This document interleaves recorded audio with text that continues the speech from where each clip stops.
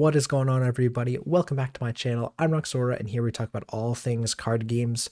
We're back with a Commander deck tech where I'm going to take a look at a viewer submission, talk about the Commander, the individual card choices, as well as the strategy overall, and give it a rating of 10 at the end. And yeah, it comes in just the nick of time as we have the Fallout Commander decks out now. They've been out for, I think, a little bit. I saw them in my local game store, I think last week. And yeah, I will say some interesting commanders, not the most efficient cards from what I've seen in terms of the cards in the 99. I will say, as someone who's looking for more like competitive level cards, I've been pretty unimpressed. I have some cards that I kind of like.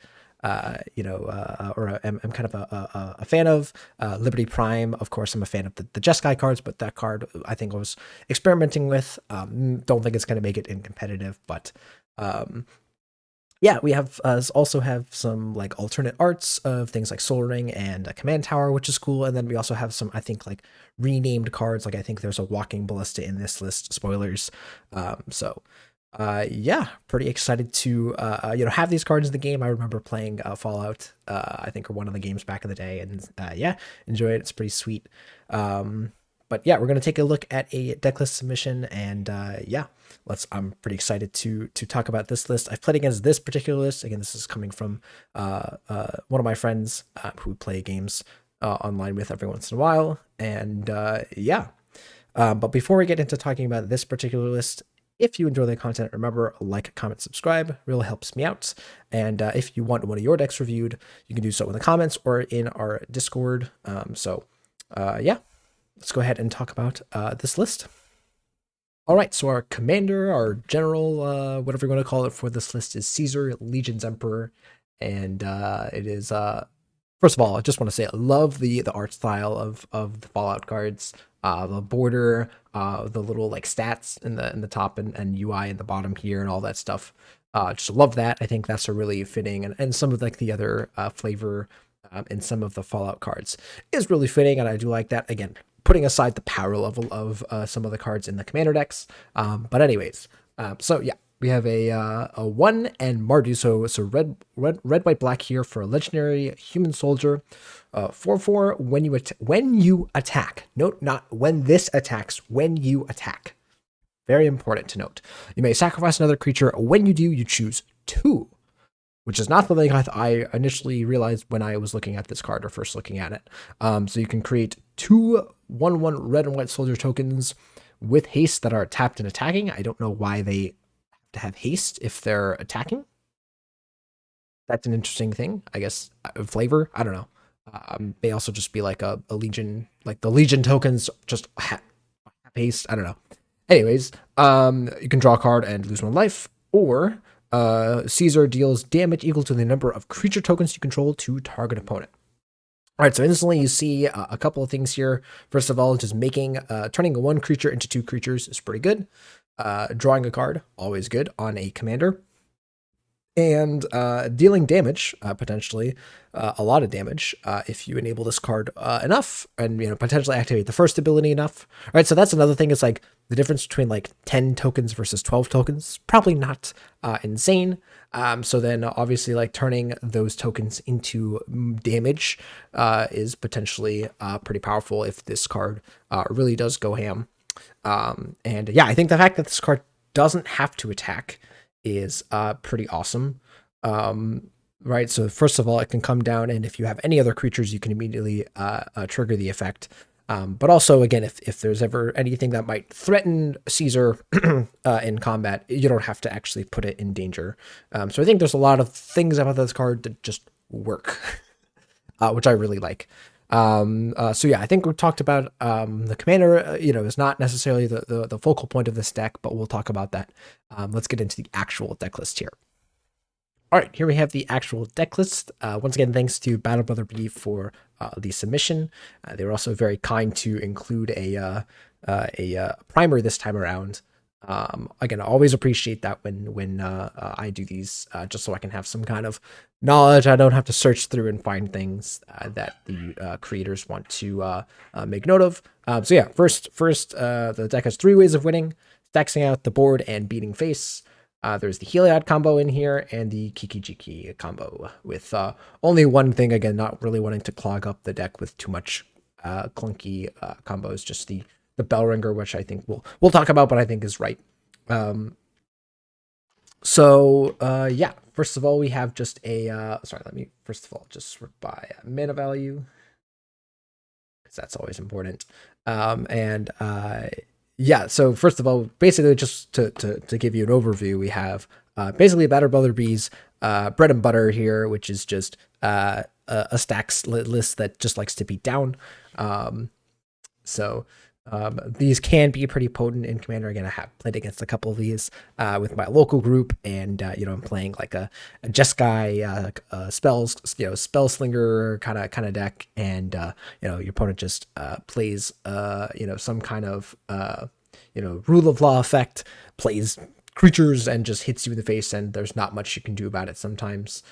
So again, people make fun of stacks, and again, sometimes they do kind of play Kingmaker or mess up the game a little bit, but these decks and strategies can definitely be effective. So I don't want to discount any deck or any other people discounting decks just because it's a stacks deck. But yeah, let's go ahead and talk about it. So first of all, here the Assaultron Invader here, aka Walking Ballista. Again, comboing with Heliod. Where's our guy here? Heliod Suncrowned. So the way this works is you have Heliod, Walking Ballista on the battlefield with at least 2 counters on it. You can either do that by playing Ballista first, playing Heliod and activating it, giving this lifelink and attacking with it or whatever, or gaining life somehow. All of these are possible ways, but basically you need to have this with lifelink and 2 counters. If you successfully do that, then you can activate Ballista to deal damage, and then when Ballista gains you a life, when it successfully pings something, Heliod will see, hey, you gained life. Put a counter on something, you put the counter back onto the Ballista, and boom, you have an infinite machine gun, sort of like in the game, which you can use to shoot the table over and over and over. So that's pretty potent. Again, does get stopped by a simple removal spell, or something like that. But it is still just a really good way. And by the way, again, a way to win the game by only casting 1 spell. Again, if you have Heliod already on the battlefield and you cast the Ballista and activate, right, that is only requiring 1 spell. And that's really important because, again, these decks need to be able to win the game through a rule of law effect. And that is how you do that. The other win condition that is not just beating face here, again, is the Kiki-Jiki lines here. So again, the main one being a Village Bellringer. Where's our guy at? There we go. Village Bellringer enters battlefield on top of all creatures. So you have both of these on the battlefield. You use Kiki-Jiki to make a copy of Village Bellringer. Village Bellringer enters and untaps all your guys, including Kiki-Jiki, and you can make infinite Village Bellringers that can all attack on that turn. There is also a Combat Celebrant in here, which does also technically combo with Kiki-Jiki, but it's a little bit more complicated. This card actually, I heard from Battle Brother that actually this card was just here just because you want to beat face, and this card beating face is pretty good. It being a potential combo piece with Kiki-Jiki can also be good too. So yeah. I will also note that the Kiki-Jiki combo is also funny because it makes infinite tokens, and so you could also use Caesar's effect to to deal damage. That's more of a win more thing, but it's still a funny thing to note. So otherwise, let's just take a look at some of the elements that we got here. So obviously we have a lot of the powerful stacks elements that we're used to. We've got, I just saw it, Aethersworn Canonist, a Rule of Law effect. We also have where's our guy? Eidolon of Rhetoric, as well as, where is our dude? Oh, there's the Archon. I was looking for the Archon. Sorry. It also has Spirit, Archon, Aven Mind Sensor, Eidolon. So you have all of the hard-hitting stacks pieces that you would expect to see. Opposition Agent, Phyrexian Sensor.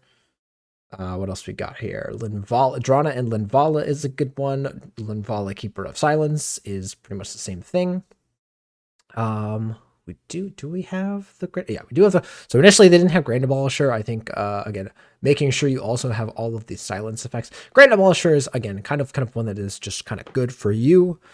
Whereas Ranger Captain is a really nice one, and then Myrel here being both a Grand Abolisher effect and a way to beat down is also pretty nice. So what else we got? We got Rule of Law, obviously, as we mentioned. Rest in Peace for graveyard stuff. Blind Obedience for artifacts. Deafening Silence is such a pain in my buttocks. Grafdigger's Cage, of course. Again, there's no graveyard, as you see, there's no graveyard shenanigans at all going on here, right? Everything here is just what you see, what you get. Of course, we have the awesome effects of Orum's Chant and Silence.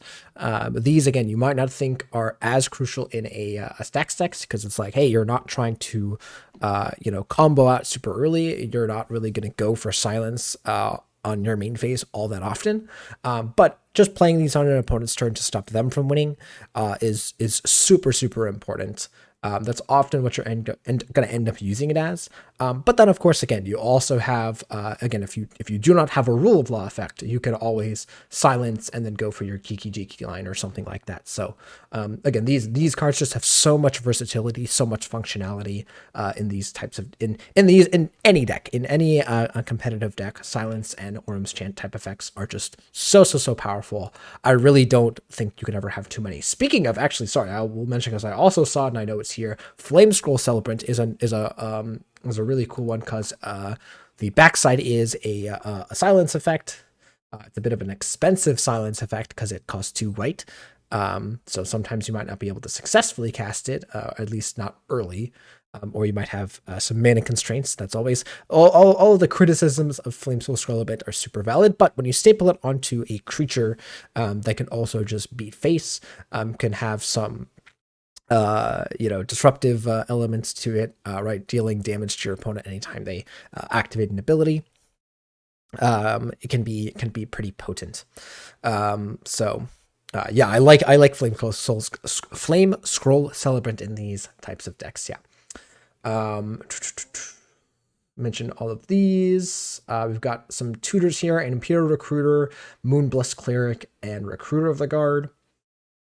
These cards just help you find your pieces when you want them to. Timna the Weaver, supplying some card advantage. Speaking of card advantage, we got a bunch of it here. Esper Sentinel, Ragavan is kind of card advantage. Archivist of Agma is a nice one. What else we got here? Yeah, we talked about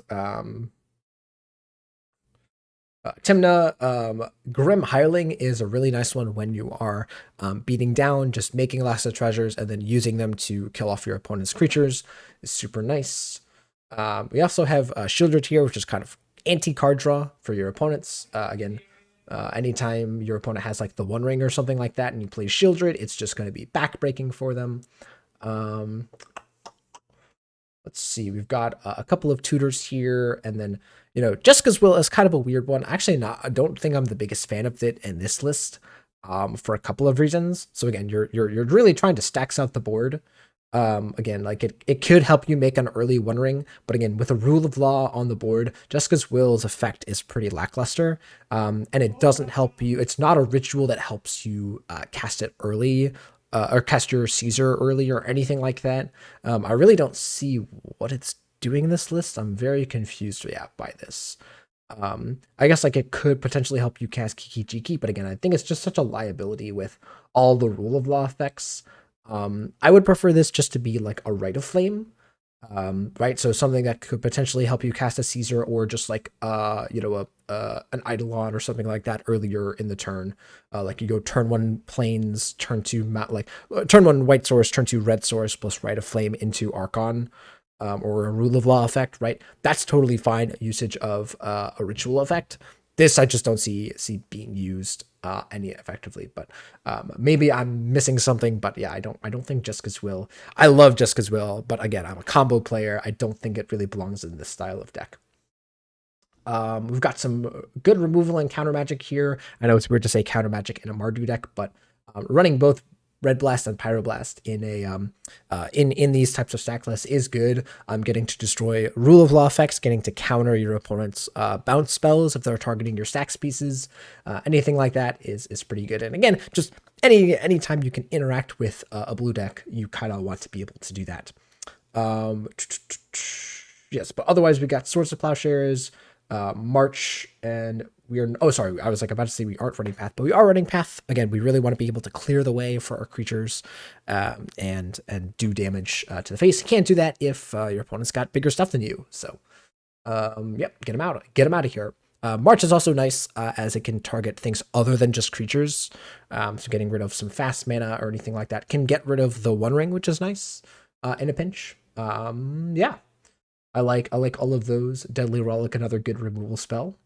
Deflecting Swat acting as a counter spell in some cases. We have a little bit of artifact mana here. Again, not the best under a Rule of Law effect, but still good. And again, a lot of our cards like Blind Obedience are one-sided, so that's nothing to worry about. Springleaf Drum here and Paradise Mantle when you're making a bunch of creatures with Caesar, and just having a lot of creatures in general would be nice to give you some extra mana, some extra fixing. This is, again, a 3-color deck, by the way. Have to keep that in mind. The common things that you'd expect to see: Chrome Mox, Lotus, Mana Crypt, the things that you'd expect to see from a cEDH deck. And then the One Ring, again, even though we have again some Rule of Law effects, and also I think Eidolon right is also a weird effect that Spirit is a weird effect that stops you from drawing extra cards. But besides Spirit, there's nothing, I believe, in this deck that stops you from activating your One Ring and drawing a bunch of cards. I will note that again, because of these, there's no hardcore artifact stoppage like Stony Silence, right? Again, besides what was I going to say? Besides Blind Obedience, there's no real need to run too much Artifact Disruption, as we're trying to use Walking Ballista to win the game here. So you can't shut off your own Walking Ballista and expect to win. Let's see. I think I've talked about most of the cards here. There's a couple of things like Academy Rector going to get powerful enchantments. It's pretty good with your commander, right? You play your commander, you play this, or vice versa, and you can immediately cash it in. That's pretty nice. There could be more, potential there of just having a sack outlet on the board with Caesar. There might be more to do there. Of course, Dockside, of course, things like Cathar Commando, Sarah Ascendant is like the best card for stacks in this entire list.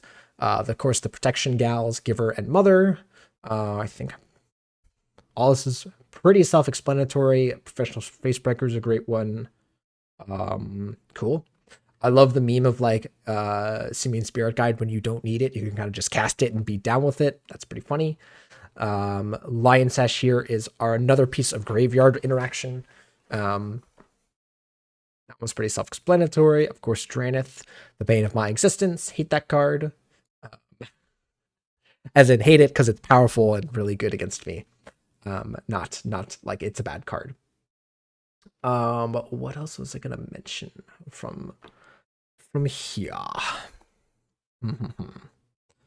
I think that's mostly it. There's nothing crazy from the lands here. A Ganjo to do some things.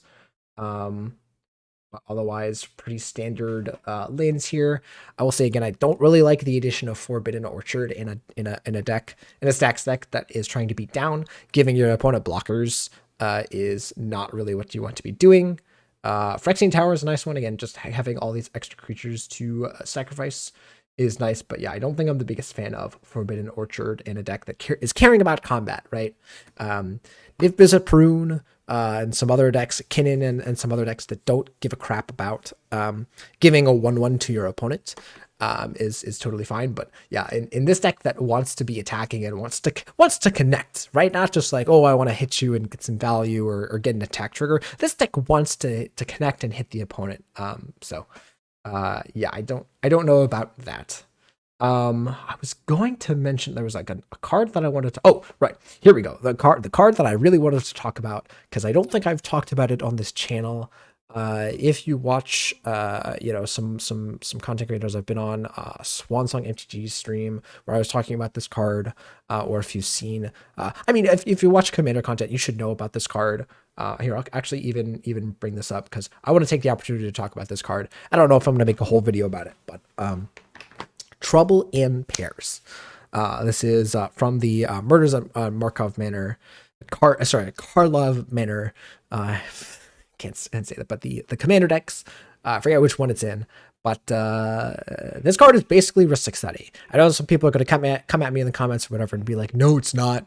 I'm not saying literally Ristic Study, but it is basically, or as close to Ristic Study as we might get in white.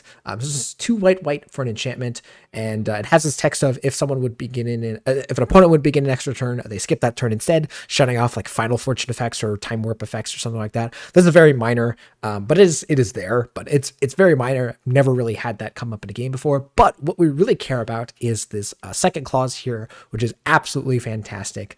It does 3 different things. It has you draw a card whenever your opponents do one of these things. Excuse me. Attack you with 2 or more creatures. Draw their second card each turn, or cast their second spell each turn. So anytime your opponent does, any of your opponents, I should mention, do one of these 3 things.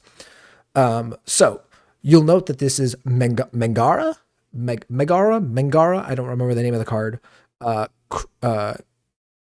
Fairy Mastermind, and Crom, Ludovic's Opus, all on 1 card for 4 mana. And it is not a creature, it's not susceptible to creature removal. It is all of those 4 things, all of those 3 cards stapled onto 1 card. This card is so good. If you can play it on a stable board, have it come around to you and not lose the game. I'm thinking of this mostly in like blue decks, but again, here it's also fine too if you have the game stacked out. This is just going to do so much for you.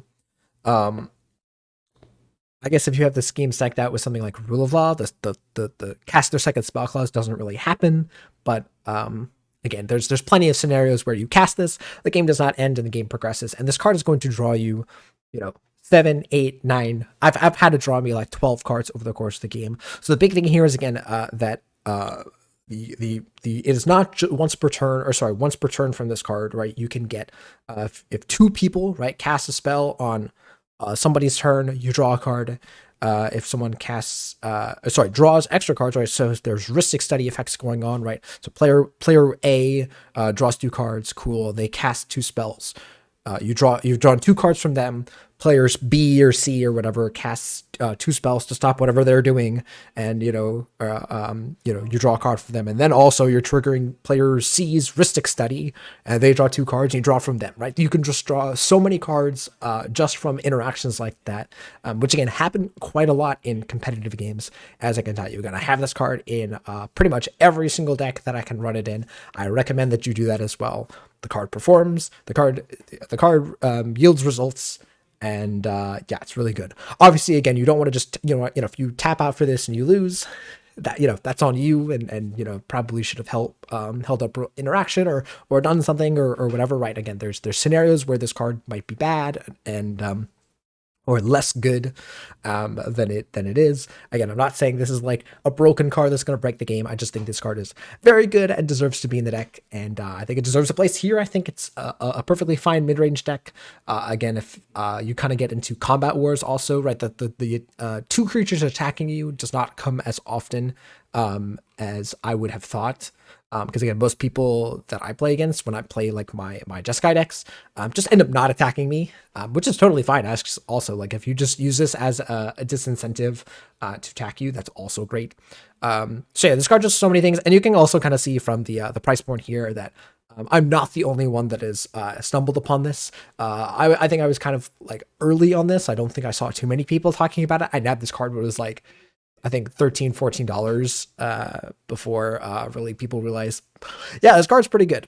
So I just wanted to talk about that real quick, just because, yeah, it makes me feel cool when I find something like this that was powerful. And I showed it to my group and I said, hey, I think this card's good, and played a couple games with it, and everyone agreed, like, yeah, that card's legit. Yeah, love to see that card here, and yeah.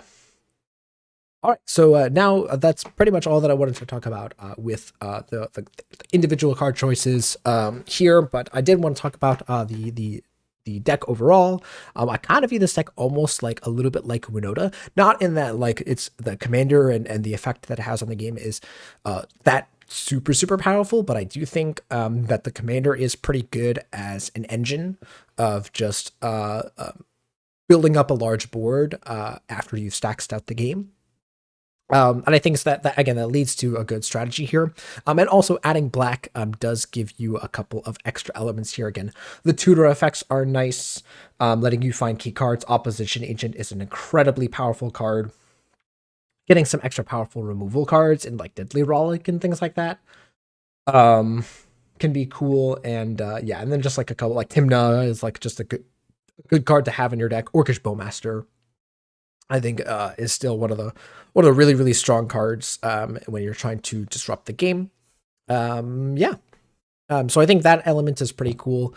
And again, the ways in which you're using the commander is nice. I think the commander is very powerful, but I also like that again, the deck can kind of stand on its own. The 99 can stand on its own, and you don't have to rely solely on the commander to do the stacks thing or to do the beatdown thing. There's plenty of other powerful cards. Yeah, again, there's a couple of like I would call pet cards. Again, I think Combat Celebrant is not the most powerful card by itself, but again, combining it with Caesar is pretty powerful. And again, it does have that Kiki Jiki element. I mentioned the Kiki Jiki combo also, by the way, with Village Bellringer, right? So deciding to stick to just that combo and not add in any of the other cards that combo with Kiki to keep the deck very streamlined, which I like. We talked about how the Walking Ballista combo isn't necessarily the best in Caesar. Again, it's like not like you have a ton of ways of getting back this card should the combo not work. But again, as I said, the deck also can just beat down and doesn't necessarily need to rely on these combos, but they are there and they're powerful potentially. And yeah, I think it's a very deck that flows well together. Again, I think there are a couple of cards here that don't really fit, which I mentioned. But again, overall, I think the strategy is there. It's just your classic, again, Battle Brother B strategy of stacks at the board, beat down, and go from there. So yeah, that's I think all that I want to talk about the deck overall. Again, I reviewed a couple of these lists, and I don't want to say they're all the same, but they're all very similar. They run very similar cards. But I will say that using the new card here and showing off the power of Caesar, I think it's very nice. Again, I think there's more brew potential here with Caesar, actually, realizing that it is a sack outlet. So potentially, I guess you can't use it with Protean Hulk, but maybe some kind of Reanimator or Aristocrat style deck where you're sacrificing, where you're using Caesar's effect to sack something and immediately get a very powerful effect off. Anyways, as for the grade overall, again, it's not perfect again in terms of it's not perfectly refined. Again, the set has only been out for a little bit, but so I'm gonna give it, I think, probably like a 7.5. It's good, but again, I think there's some cards here that do seem out of place. I think there could be some refining, and again, also still just having the classic weaknesses of not having the right stacks pieces, but again, I think Demonic Tutor and some of those cards help out. So yeah, I think removing the Justice Will, removing the Forbidden Orchard, and then maybe refining some of the other things there.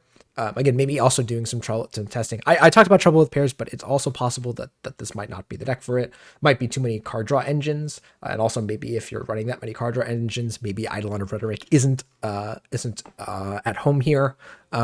But again, there's just so many things to figure out with this deck. I think there needs to be more work and more testing done for this before I really give it too much of a higher grade. But it is still a good concept, and I'm excited to see what else Battle Brother or anybody else can do with Caesar. Excited to see what happens there. All right, and that is going to do it for this deck tech. Again, thanks so much to Battle Brother B for their submission. Again, if you have a deck list that you want me to review, remember to do so in the comments. And yeah, let me know what you think of this list or just the Fallout set in general. Are you excited? Are there any cards that you're brewing around? Again, I wasn't particularly impressed, but maybe I'm wrong. Maybe I'm missing something. Whether it's for casual or competitive, let me know what you guys are brewing up there. All right, guys, thanks again for watching. I'll see you guys in the next video.